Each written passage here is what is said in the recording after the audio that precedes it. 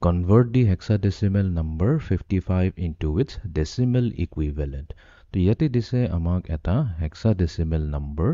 55. Ita 55 to decimal number hobo pare, octal number hobo pare. Jehetu e hoise hexadecimal, to yak represent koribo karne ami yak bracketor bhitor likhi pelai yate side ote 16 likhi dem. 16 kele because eta hexadecimal number base hoise 16. To amak koise yar decimal equivalent to ki hobo hetu amak uliabo dise. Okay. To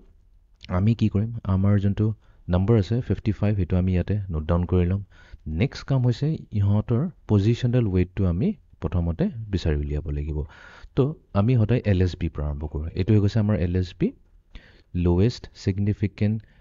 এটো digit হৈ যাব actually lowest significant digit আৰু এটো হৈ যাব আমাৰ most significant digit তো আমি কি কৰিম ফ্ৰম এলএসডি টু এমএসডি যাম এতিয়া যোনটো আমাৰ এলএসডি হৈছে তাৰ weight হ'ব 16 to the power 0 মনত কৰা যদি আমাৰ এটো বাইনাৰি টু ডেসিমেল হলতেন তেতিয়া বাইনাৰি কেছত আমি 2 to the power 0 কৰো octal যদি হলতেন তেতিয়া 8 to the power 0 কৰো এখানে হেক্সাডেসিমেল যেহেতু আছে আমি 16 to the power 0 কৰিম তেনেহলে নেক্সট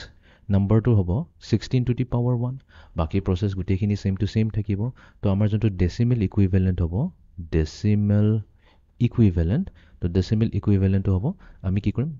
আমাৰ এমএসডি টো লম যোনটো হৈছে 5 আৰু তাক মাল্টিপ্লাই কৰি দিম তাৰ পজিশনাল weight যোনটো হৈছে 16 plus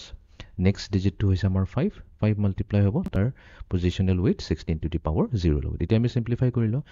5 into 16 hoy jabo amar 80 aru ifale ase 5 into 16 to the power 0 jonto hoise 1 tab amra 80 plus 5 equals to hogol amar 85 tar mane amar jonto ei binary hexadecimal number 55 to dise tar decimal equivalent to hobo 85